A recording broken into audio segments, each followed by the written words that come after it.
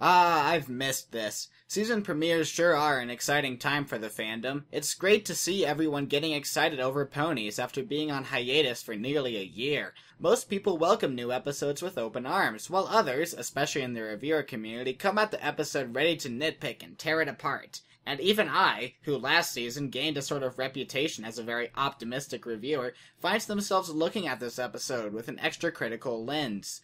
Why? Because over the season break, I had the time to start looking into other TV shows, many of which I really enjoyed, and in many aspects enjoyed much more than MLP. MLP has always had a spot in my top 5 favorite shows of all time, but thanks to shows like Gravity Falls and Nichijou, it's in danger of losing that spot. If it's going to stay, this new season is going to have to remind me why a show about magical horses deserves to be considered one of the greatest shows I've ever seen. And that's why I have such a large stake in this episode. If this episode can't convince me that My Little Pony is a really good show after all, then I might as well just pack up this channel and start reviewing other things. So, did I like the episode? Well, seeing as I'm still here making a video, the answer is yes.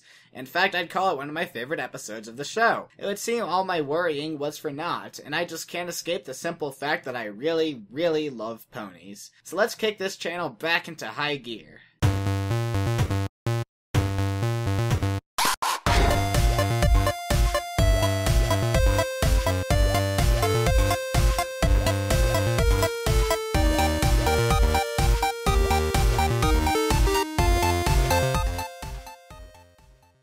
The pace of this episode's beginning is admirable. Within minutes of the episode starting, a gigantic map appears in the throne room of Twilight's new castle. The map points out a location where the main six should go, and they all head out. There, the main six find a very small village full of ponies with disturbing artificial smiles, and even stranger, identical cutie marks.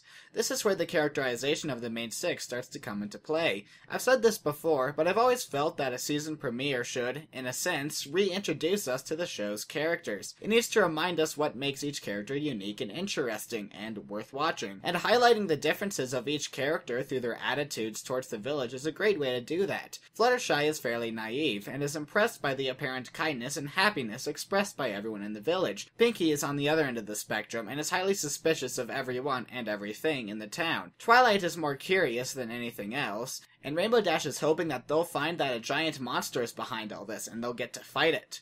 Unfortunately for Rainbow Dash, the one running the town isn't a gigantic horrible monster, but instead a perfectly ordinary pony. You know, a problem of being one of the people who's of the opinion that the show is gradually improving is that you find yourself calling favorites a lot. If each thing is better than the last, then naturally each time we get something new, it would be my new favorite. The problem is, when I say favorite in basically every one of my videos, it tends to lose its meaning and I get accused of just being a mindless fanboy. That being said, Starlight Glimmer is my favorite major villain of the show. Moving past the fact that we now have another name synonymous with Twilight Sparkle, Starlight Glimmer is a very interesting case for a villain. Often, the best villains are the ones that kinda have a point. The kind where we can sort of see where they're coming from. This hasn't been the case for the show's past villains. Why do villains like Tyrek, Sombra, and Discord do what they do? Well, because they're crazy, and that's it. They are the bad guys, and the main six are the good guys, so the main six have to fight them. Starlight Glimmer, though, is more like Andrew Ryan. No special powers, just a regular person with a dangerous idea in their head. The idea behind Starlight Glimmer's philosophy is pretty simple. When people are differently abled, it leads to differences in opinions. Differences in opinions lead to arguing, and arguing leads to broken friendships and unhappiness. The solution? Take away everyone's cutie marks, rob them of their special talents, and once everyone is equal, everyone will be happy. Now, a lot of people have made jokes about this philosophy being similar to communism, which, while funny, I believe is a little misguided. Communism is about equality in terms of socioeconomic standing, not necessarily inequality in terms of ability. In fact, the infamous communist mantra of from each according to their ability to each according to their need implies that communism does indeed have an allowance for people having different abilities and needs. No, what this episode reminds me of is the sci-fi short story Harrison Bergeron by Kurt Vonnegut. Harrison Bergeron portrays a dystopian future where the American government has finally achieved its goal of true equality. If someone is too beautiful, they have to wear a mask. If they are too strong, they wear weights to slow them down. And if they're too smart, they wear an earpiece that disrupts their thinking with a high-pitched sound. It's all very inefficient because, unlike ponies, the government didn't have magic to enforce their philosophy. Luckily, the episode's similarities with this story end before Twilight would otherwise get shot. Instead, the group just gets their cutie marks forcibly removed and are locked in a room with a recording, constantly spewing sayings about equality. Still, that's pretty intense for a pony show for 5-year-olds. In sameness, there is peace. Exceptionalism is a lie. Some of these sayings get pretty dark, like, you can't have nightmares if you never dream. I mean, damn son, I'd expect something like that from Gravity Falls, not from My Little Pony. That quote is so creepy that I bet if I were to go and set it as my status on Facebook right now, I could get a dozen people thinking I was about to kill myself. And this brings up another strength of the episode that I hope lasts all season. In general, the writing seems much more advanced and less patronizing than it has been in previous season.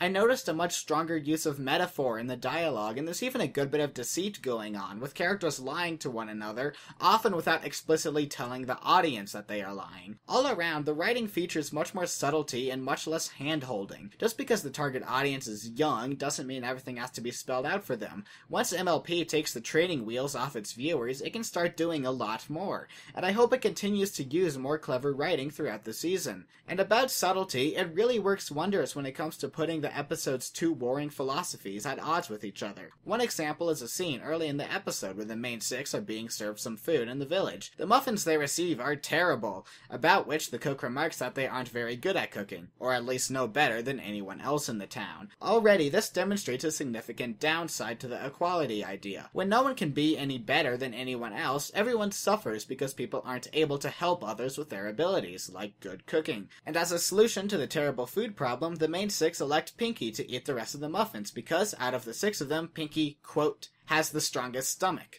And there, even in a silly context, we see the disadvantages of Starlight Glimmer's philosophy and the advantages of the main sixes. This juxtaposition shows up again in the episode's climax. When there's the inevitable jailbreak and ponies start getting their cutie marks back, the townsfolk are able to effectively use their special talents to help each other and chase after Starlight Glimmer, while the main six, who haven't gotten their marks back, can only trail behind, unable to do anything. In the end, once they all have their cutie marks, and after Twilight gives a heartwarming speech about how true friendship is about embracing each other's differences and using those differences to help each other, Starlight Glimmer escapes and we have a happy ending. If you go back and watch my Twilight's Kingdom review and my video on Alicorn Twilight, you may find it almost funny how much my hopes for Season 5 seem to be coming true. I said I wanted to see a noticeable shift in tone and theme from being about learning friendship to being about teaching it. And I also wanted to see the show start to take on more intricate and subtle lessons about friendship. With those criteria, I really couldn't ask for a better season premiere. It seems silly now that I ever had any doubt in the sheer awesomeness of MLP. So let's all hope that the rest of the season doesn't prove me wrong and continues the trend of constant improvement for the show. See you next week.